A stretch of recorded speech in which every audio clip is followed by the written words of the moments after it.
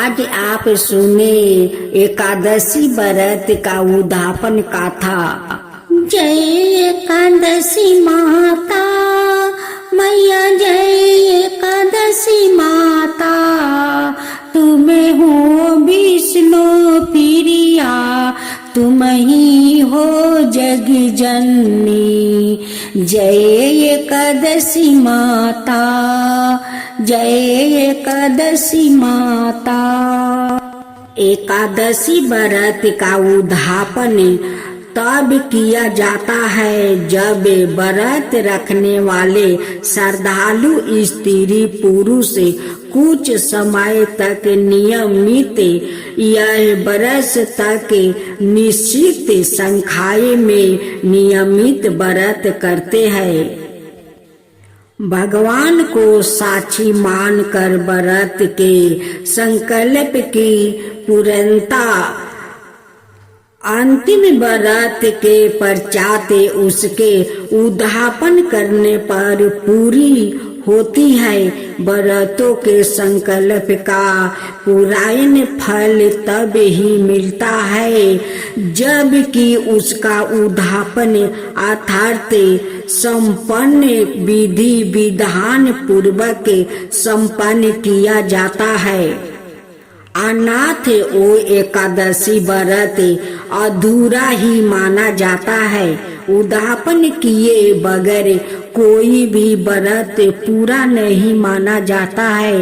इसलिए नियमित एकादशी व्रत करने वाले सभी भक्तों जनों को उद्यापन के संकल्प को संपूर्ण पूजन विधि सहित संपन्न करके संकल्प छोड़ना चाहिए।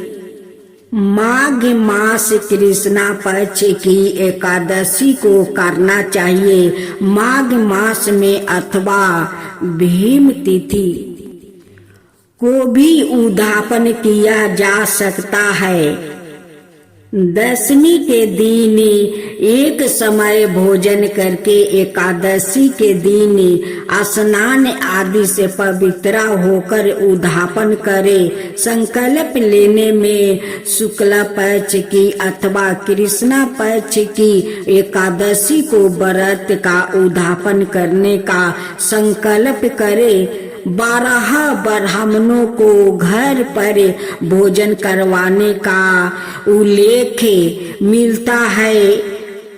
एक पक्षिया एकादशी के उद्यापन में अथवा दोनों पक्षों की एकादशी के उद्यापन में बयान दिया जाता है। आज आप सुने इगारस माता की व्रत कथा। इगारसी माता की जय हो, इगारसी माता की जय हो। एक सेठ और सेठानी थी। सेठ का कोई संतान नहीं थे, लेकिन सेठ सेठानी बहुत नीक दिल के वो लोग आदमी थे। वो लोग दान पुण्य करते, तीर्थ भी करते एक संतान के लिए, लेकिन वो लोग का संतान नहीं हो रहे थे। सेठ और सेठानी हमेशा एक संतान के लिए उदास रहा करते थे। एक दिन सेठानी सेठ जी से कहती है कि सब लोग तो कहते हैं कि दान पुण्य करने से, तीर्थ करने से भगवान खुश होकर गोद भर देते हैं, जो मन चाहे वो फल देते हैं। लेकिन आज तक हम लोग इतना दान पुण्य किया, तीर्थ किया, लेकिन हम लोग का तो भगवान आज तक एक संतान भी नहीं दिए। सेठ जी सेठानी से कहते हैं कि लगता है कि हम लोग से कोई पाप हुआ है, उसलिए भगवान हम लोग पर खुश नहीं है। एक दिन सेठानी अपना मैके जाती है सेठ जी को साथ लेकर। जब अपना मैके से वो लौट रही थी, रास्ते में घर था एक। उस घर का औरत अपना बच्चा को गोद में बैठाकर बड़े प्यार से उन्हें दूध पिला रही थी। सेठानी उस बच्चा को देखकर वहीं पर खड़ी हो जाती है और उस बच्चा पर उनकी ममता आ जाता है। उनकी आंख में आंसू भरे आते हैं। तब उस औरत कहती है कि बहन, आप खड़े होकर हम लोग को देख रही है, आपका आँख में इतना सारा आंसू भरे आए, क्या बात है बहन, क्यों आंसू भरे आए? आपका संतान कहीं खो गए है क्या कि आपके इतना आँख में आंसू भरे हुए है? सेठानी कहती है कि नहीं बहन, आज तक तो हम लोग संतान का मुख नहीं देखा, तो संतान कहाँ से खो जाएंगे? उस औरत सेठानी जी को अपना पास बैठाती है और अपना दुख उस औरत सुनाती है। कहती है कि बहन, ये जो आप संतान देख रही है, ये संतान मेरा 1 साल का हो गया, मेरा 10 साल का बाद हुआ है। आप जानती है बहन, मेरा 10 साल शादी का हो गया, लेकिन हमारा कोई संतान नहीं हो रहे थे। उसलिए मैं भी या मेरा पति हमेशा उदास रहते। एक दिन एक बुजुर्ग आया और वो हमको बताने लगा कि बेटी तुम उदास क्यों हो? हम अपना बात उन्हें बताई। वही बुजुर्ग हमें बताया कि बेटी देख, सामने एकादशी व्रत है, इस एकादशी व्रत को करने से सब मनोकामना पूर्ण माँ एकादशी करती है। मैं उस बुजुर्ग से सारे विधि विधान पूछा, उस व्रत को नाम पूछा। वो बताया कि देखो, ये शुक्ल पक्ष की एकादशी के नाम है जया एकादशी। इस व्रत के अगर तुम श्रद्धा भक्ति से करो तो तुम्हारा जरूर गोद में 11 माता संतान भर देगी। उस बुजुर्ग को बताए हुए अनुसार मैं श्रद्धा भक्ति से जया एकादशी व्रत किया और कुछ दिन के बाद माता 11 से हमारा गोद भर दिया। जब 9 महीना पूरा तो 9 महीना के बाद यही मुझे संतान 11 माता दी है। तब से मैं आज तक जया एकादशी व्रत करती हूँ। बहन, आप मेरी बात मानिए और देखिए, सामने जया एकादशी व्रत आ रही है। आप 11 माता का व्रत कीजिए, देखिए जरूर 11 माता आपका गोद भर देंगे, आपका घर में जरूर संतानें आएंगे। हमारा बात मानिए, 11 माता की आप श्रद्धा भक्ति से आप व्रत कीजिए। उस औरत के बात सुनकर सेठानी अपना घर आती है और सामने जया एकादशी व्रत आ गया। सेठानी श्रद्धा भक्ति से एकादशी माता को व्रत किया और कुछ दिन का बाद उनकी गोद में माँ एकादशी संतान डाल दी। सेठानी तो बहुत खुश हो गई। सेठ जी से कहती है कि आप पापा बनने वाले हैं, हमारा पेट में संतान आ गया है। देखिए, उस औरत तो मेरे लिए भगवान बन कर आई और मेरे सारे विधि विधान मुझे बताई। आज उनकी बताए हुए अनुसार आज मैं जया एकादशी व्रत किया और आज देखिए हमारा गोद भर गया। अब तो सेठ सेठानी बहुत खुश रहने लगे कि अब तो हम लोग माता पिता बन जाएंगे। कुछ दिन के बाद मेरा तो संतान आ ही जाएंगे। जो भी आए, लड़का आए लड़की आए, संतान तो आ ही जाएंगे। अब हमारा घर में किलकारी गूंजेगे। अब तो हम लोग अपना बच्चा के साथ खेलेंगे, बच्चा से बहुत प्यार करेंगे। अब दोनों सेठ सेठानी बहुत खुश है। कुछ दिन के बाद उनकी घर में भी एक लड़का हुआ। अब तो सेठ बहुत सारा दान पुण्य करने लगा। घर में बहुत सारा बधैया बाजने लगा।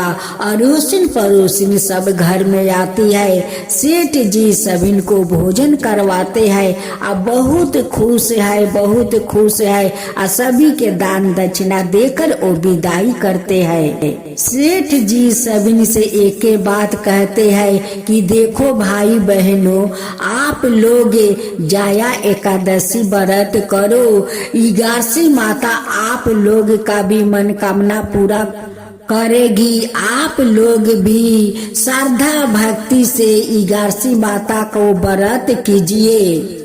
अब तो सारे गांव वाले एकादशी व्रत करना शुरू कर दिया। अब तो कहने लगे कि सेठ जी का घर में इसी व्रत के कारण तो उनके घर में संतानें आया है, हम लोग भी करेंगे तो हम लोग का भी इगासी माता मनोकामनाएं पूरा करेगी। हम सब मिलकर बोले इगासी माता की जय हो, इगासी माता की जय हो, विष्णु भगवान की जय हो, विष्णु भगवान की जय हो। हे इगासी माता, जैसे उस सेठ का घर में आप संतान दिया, सबका खुशियाँ दिया, वैसा ही सबका ऊपर कृपा कीजिए। हे इगासी माता, सबके ऊपर कृपा कीजिए। इगासी माता की जय हो, इगासी माता की जय हो। आज आप सुने जया एकादशी व्रत कथा। धर्म युधिष्ठिर बोले, हे भगवान, आपने माघ मास के कृष्णा पक्ष की षटतिला एकादशी का अत्यंत सुंदर वर्णन किया है। आप सबेर जे अंदाजे उर्द बीज अवरे जाया अजय चारों प्रकार के जीवों के उत्पन्न पालन और नाश करने वाले हैं। अब आप कृपा करके माघ शुक्ला पक्ष एकादशी का वर्णन कीजिए।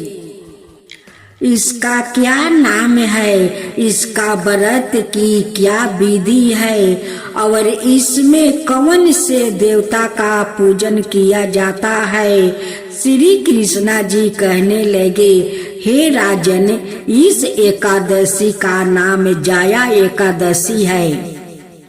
इसका व्रत करने से मनुष्य महाहत्या पापों से छूट कर मोक्ष को प्राप्त होता है और इसके प्रभाव से भूत पिशाच आदि योनियों से मुक्त हो जाता है। इस व्रत को विधि पूर्वक करना चाहिए।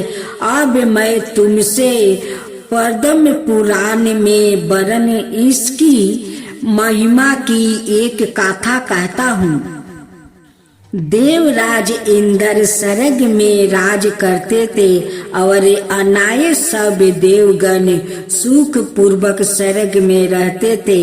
एक समय इंद्र अपनी इच्छा अनुसार आनंद वन में अप्सराओं के साथ विहर कर रहे थे और गन्धर्व गान कर रहे थे। उन गंधर्वों में प्रसिद्ध पुष्प दंत और उसकी कन्याएं पुष्पपति और चित्रासेन और उसकी स्त्री मालिनी भी थी। मालिनी का पुत्र पुष्पा पावन और उसका पुत्र मलयावन भी उपस्थित थे।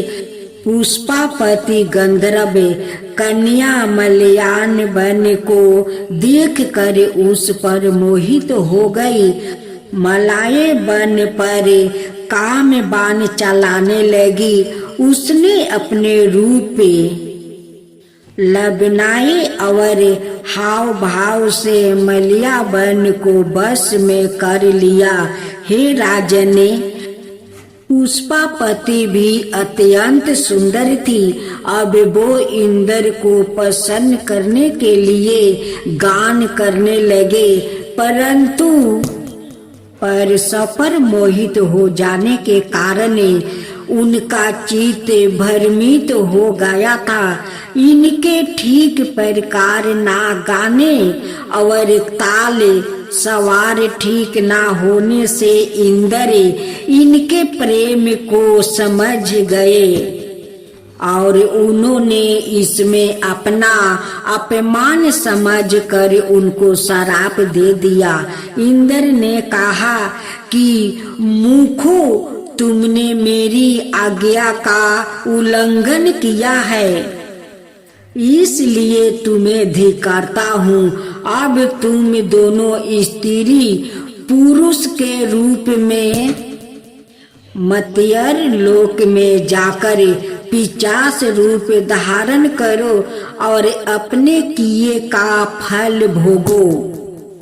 इंद्र का ऐसा श्राप सुनकर वो अत्यंत दुखी हुई और हिमालय पर्वत पर दुख पूर्वक अपना जीवन व्यतीत करने लगे। इन्हें गंधर्व रस और स्पर्श आदि का कुछ भी ज्ञान नहीं था। वहाँ उनको महान दुख मिल रहे थे। उन्होंने एक क्षण के लिए भी निद्रा नहीं आती। हिमालय पर्वत पर अत्यंत शीत के कारण उनके रोमांच खड़े रहते और दर्द मारे शीत के बजते रहते।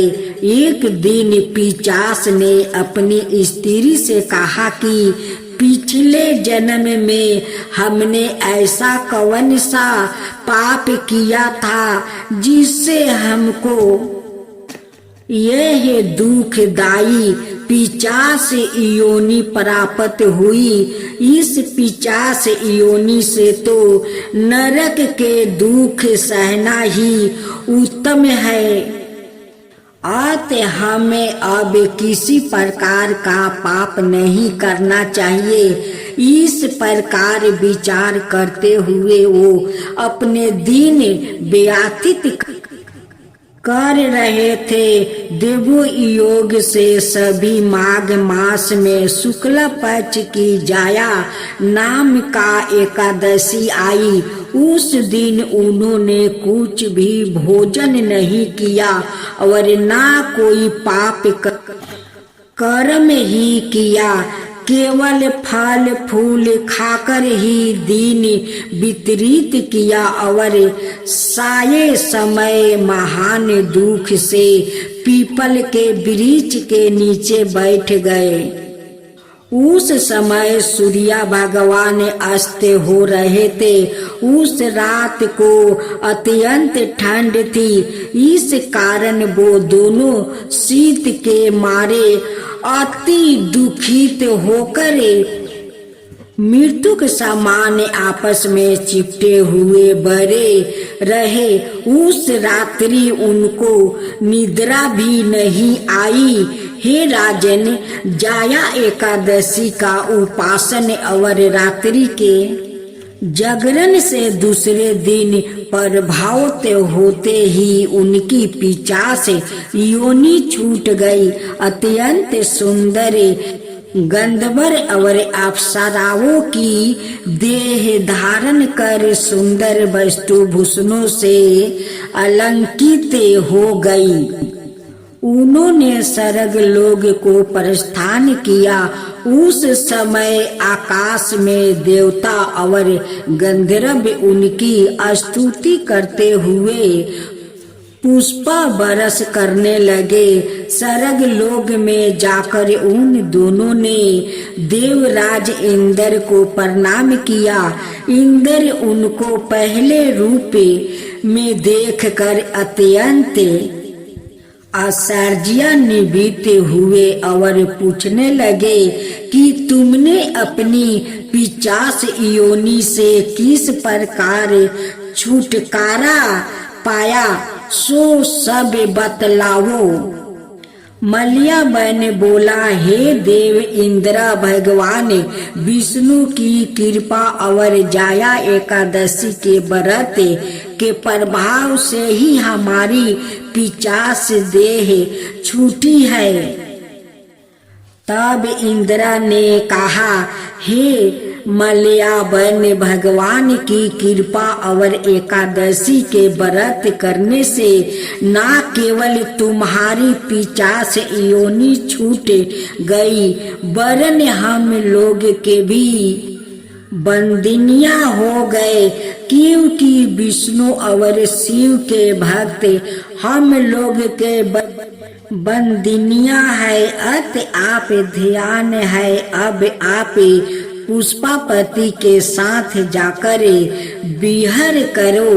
श्री कृष्णा कहने लगे कि हे राजन युधिष्ठिर, इस जाया एकादशी के व्रत से पूरी योनि छूट जाती है। जिस मनुष्य ने एक एकादशी का व्रत किया है उसने मानो सब जग जप दान आदि कर लिया। जो मनुष्य जाया एकादशी का व्रत करते हैं वो अवश्य ही हजारों बरस तक स्वर्ग में वास करते हैं। आज आप सुने माँ तुलसी का खूब सुंदर गाथा। बहुत समय की बात है, एक सास बहू थी, दोनों माँ तुलसी का पूजा किया करती थी। लेकिन सासू माँ बहुत सीधा साधा थी और बहुत ही कामचोर, वो काम करना नहीं चाहती थी, लेकिन सारा काम अपना सासू माँ से करवाती। सासू माँ खुशी खुशी सारा संसार के काम कर लेती। सासू माँ सुबह उठ कर घर आंगना गोबर से लीप लेती, लीप कर नहा धोआ कर माँ तुलसी का पूजा कर लेती और उधर रसोई में चले जाती।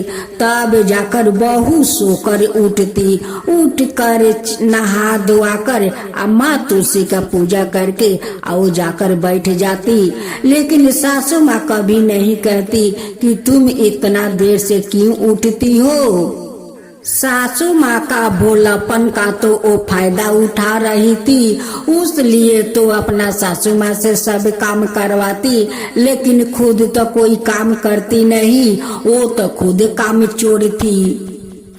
एक दिन काम करते करते सासू माँ का सिर में दर्द होने लगा। दर्द के कारण सासू माँ घर आंगना नहीं लीपी और सब तो काम कर लिया, लेकिन घर आंगना नहीं लीपी। उस दिन माँ तुलसी का पौधे से सारा पाता मुरझाकर आंगना में गिर गया और उनकी पौधा खाली रह गया। जब बहू उठकर नहा धोआकर पूजा करने जाती है, देखती है कि पौधा में तो एक भी पत्ता नहीं है। अब सासू माँ के कहने लगी कि आज देखो तुम्हारे कारण माँ तुलसी रूस कर कहीं चली गई है, देखो तो पौधा में एक भी पत्ता नहीं है। आज तुम घर आंगना गोबर से नहीं लिपी तो आज माँ रूस कर कहीं चली गई है। बहू गुस्से में अपना सासू माँ से कहती है कि देखो सासू माँ, तुम्हारे कारण आज माँ तुलसी वो रूस कर कहीं चली गई है। अब वो भोली भाली सासू माँ कहती है कि ओ मेरे कारण तुलसी रूस कर चली गई है, तो बताओ वो कहाँ गई होगी। वो बहू कहती है कि कहीं नदी के किनारे पर चली गई होगी। अब वो बात को सासू माँ सच मान लेती है और वो नदी के किनारे खोजने चली जाती है। लेकिन बहू तो कितना स्वार्थी थी कि एक बार अपना सासू माँ का नहीं बोली कि मैं तो गुस्से में बोली, तुम क्यों जा रही हो। ये बात नहीं बोली कि मैं गुस्से में बोली, तुम मत जाओ। सासू माँ नदी के किनार पर जाती है या जाकर बुलाती है, ओ तुलसी तुम क्यों रूस कर चली आई, तुम मेरे कारण तू रूस के चली आई, क्यों चली आई। उसी नदी का किनार पर माँ तुलसी एक लड़की का रूप धारण करते हुए वहाँ प्रकट होती है और कहती है कि ओ माता जी तुम किसको पुकार रही हो। वो कहती है कि देखना बेटी, मेरे कारण मेरे तुलसी रूस कर यहाँ पर चली आई है, उसी को मैं पुकार रही हूँ। भेष रूपी तुलसी कहती है कि ओ माता जी तुम कितनी भोली हो, तुम्हारी बहू बोली आ तुम तुलसी के खोजने चली आई। बूढ़ी माँ कहती है कि क्या करूं बेटी, देखना बहू उठ कर कहती है कि तुम्हारे कारण तुलसी रूस कर चली गई है। देखो पौधा में एक भी पाता नहीं है, वो मुरझा कर चली गई है। मेरी बहू मुझे दोष लगाती है कि तुम्हारे कारण तुलसी रूस कर चली गई है, उसलिए मैं तुलसी को खोजने आई हूँ। भेष रूपी तुलसी कहती है कि ओ माता जी, तुम्हारा तुलसी तुम्हारा घर में ही है, कहीं वो रूस कर नहीं गई है।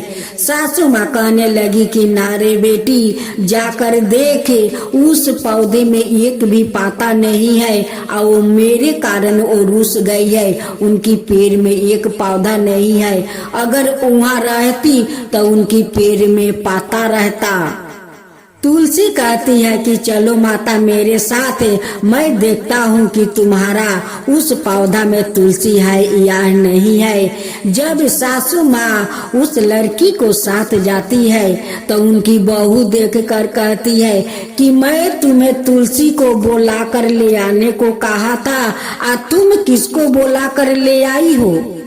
सासू माँ अपना बहू से कहने लगी कि जब नदी के किनारे जाकर तुलसी को पुकार रही थी तो ये लड़की आई या मुझे कहती है कि तुम्हारा तुलसी तुम्हारा घर में है, वो कहीं रूस कर नहीं गया है, उसी को देखने के लिए ये लड़की आई है। जब भेष रूपी तुलसी सास और बहू को उस आंगना में ले जाकर दिखाती है तो कहती है कि तुम्हारा तो तुलसी हरा भरा है, उनमें तो इतना सारा पाता लदे है, कहाँ मुरझाई है, कहाँ रुस कर गई है। बूढ़ी कहने लगी कि सुबह तो नहीं था। बहू कहती है कि सुबह तो नहीं था, एक भी पाता पेड़ में आया, अभी ताजा ताजा पाता कैसे आ गया। बहू ताजा तुलसी को देखकर खुश हो जाती है और नहा धोआ कर माँ तुलसी का पूजा करने जाती है। वो जल ढालती है तो उस लड़की का पैर पर जाकर जल गिरता है, फूल चढ़ाती है तो फूल जाकर उस लड़की के पैर पर गिर जाता है। अब तो बहू देखकर कहती है कि मैं तो पूजा इस पौधा को कर रही हूँ और उस लड़की का पैर पर कैसे जल और फूल चला गया। ये देख कर बहुत सास और बहू असर्ज में पड़ जाती है। बहू कहती है कि आप कौन हो। वो कहती है कि मेरा नाम तो तुलसी है। अब तो बहू को और सासू माँ को शरीर का लोम खारा हो गया और उनकी पाँव सास और बहू दोनों पकड़ ली। कहने लगी कि माँ आप मेरे साथ आई, आप साक्षात मेरे घर में दर्शन दिया माँ। बहू कहती है कि माँ आज पहला बार साक्षात आपको चरण का पूजा किया है माँ, आपको चरण को पूजा किया है। मुझे माफ कर दीजिए माता, मुझे माफ कर दीजिए। मैं तो गुस्से में सासू माँ का बोला कि नदी के किनारे चली गई है तुलसी रूस कर। सासू माँ मेरी बात को सच मान करे और वो चली गई तुलसी को ढूंढने। अगर मैं नहीं कहता, सासू माँ नहीं जाती तो तुलसी माता को दर्शन कहाँ मिलता। जो भगवान करवाते हैं वो सही करवाते हैं। ये तो आप ही का इशारा था कि मैं सासू माँ को बोलूं कि तुलसी रूसगर चली गई है। नहीं सासू माँ को बोलती, नहीं सासू माँ नदी के किनारे आपको खोजने जाती और नहीं आपको दर्शन होता माता। ये तो आपका इशारा था माता, आपको इशारा। आप अगर नहीं गाछ में मुरझाती और नहीं मैं सासू माँ को बोलती और नहीं आपको आज साक्षात दर्शन होता माता, दर्शन होता। अपना दर्शन देकर धन कर दिया माता, धन कर दिया। माँ तुलसी कहने लगी कि जो मेरा श्रद्धा भक्ति से पूजा करेगा उसको भी ऐसा ही दर्शन मिलेगा।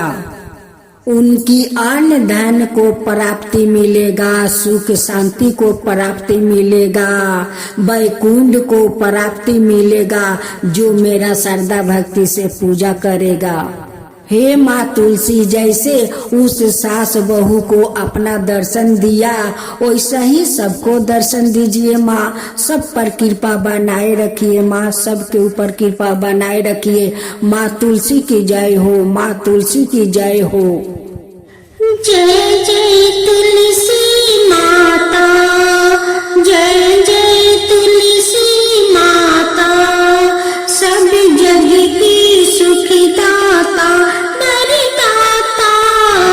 जय जय तुलसी माता, जय जय तुलसी माता, सब योग के ऊपर, सब रोग के ऊपर रुझ से राजा करके भाव तराता।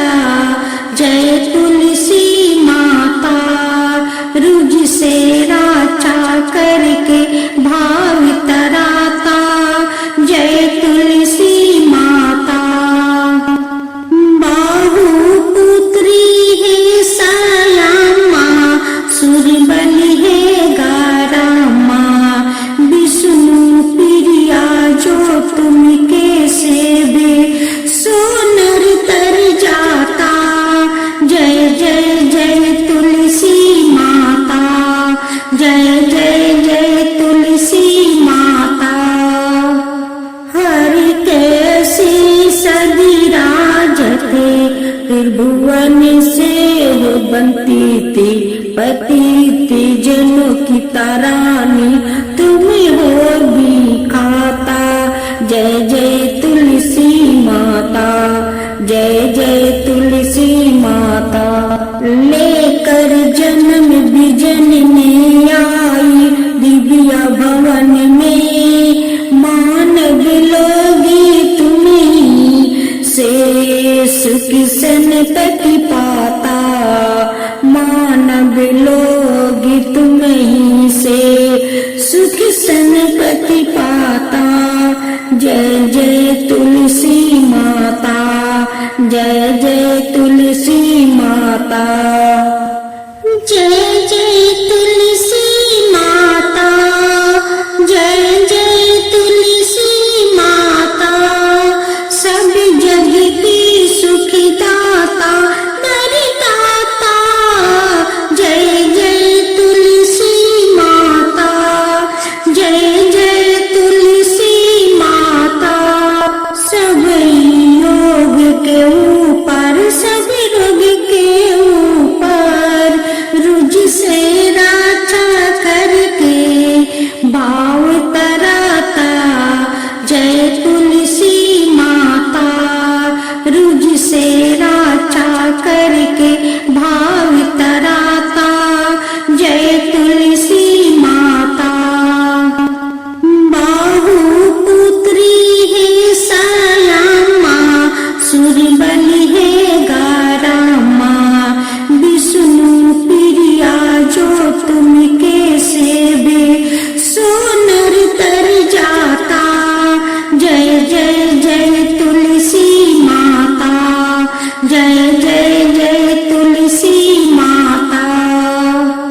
हरि कैसी सदी राजते, त्रिभुवन से हो बनती थी, पति थी जनों की तारानी, तुम हो भी खाता। जय जय तुलसी माता, जय जय तुलसी माता। लेकर जन्म बिजन में आई दिव्य भवन में, मानव लोगी तुम्हीं से सुख संपत्ति पाता। मानव लोगी तुम्हीं से सुख संपत्ति पाता। जय जय तुलसी माता, जय जय तुलसी माता।